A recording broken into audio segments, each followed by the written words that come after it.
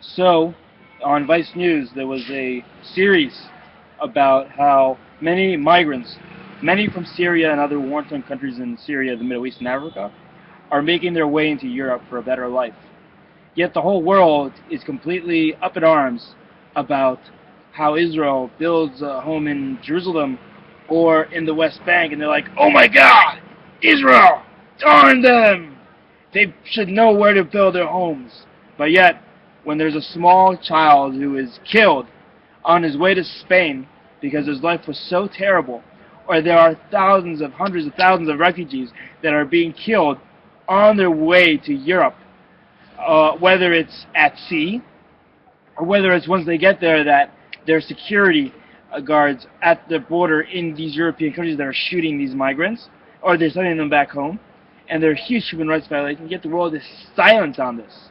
You know, I don't know, Shlomo. It seems kind of very, very, very bad for 20 Jews to move into the city of David, right by Silwan. That is, I think, I'm sorry. I mean, I know the refugees is really a problem, and I know there's hundreds of people dying, but seriously, there's 20 Jews moving into Silwan, in the city of Silwan, the city of David.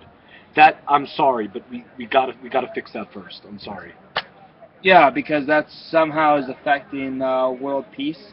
Well, and yeah, security, because and let me explain it to you. Sure. Let me explain it to you.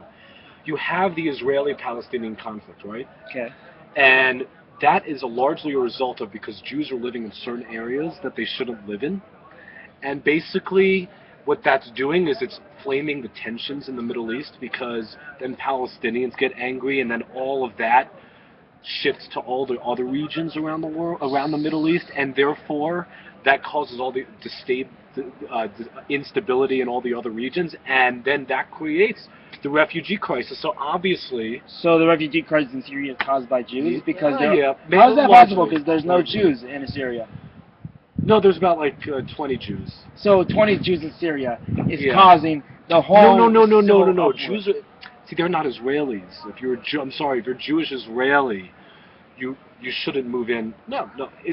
In Palestinian territory, what's supposed to be called for a Palestinian state, that's where Jews are not allowed to live.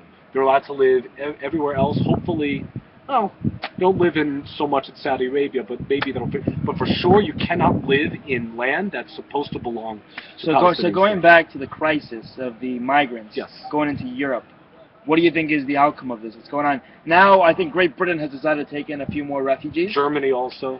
and it's in the thousands of refugees Yeah. that are from. They're going to be taken in from Greece and Turkey. Yeah, well, they tried to migrate their way up to the west or the southern end of Europe, and that's really annoying the hell out of Bulgaria and Hungary. So this is really where I love to see the European Union or the European countries making moves such as this, like Hungary's building a fence right now. I laugh hysterically because all the time the European Union or the European countries are telling Israel, don't do this, don't do that with regards to, African migrants from Africa or the Palestinians. And now they're doing exactly some of the things that they've criticized Israel for doing. This is something that I really, really enjoy.